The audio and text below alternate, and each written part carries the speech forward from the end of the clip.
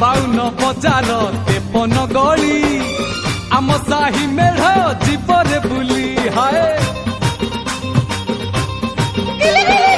सब मेढ पाख पड़ी खाले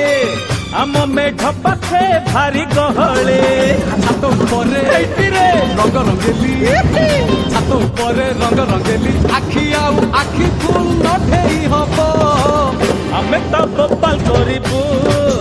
मेढ एठी रखिबा आमे तो कमाल करिबू मेढ़ एठी रखिबा पड़े टिके छात पर केला नगेल नगा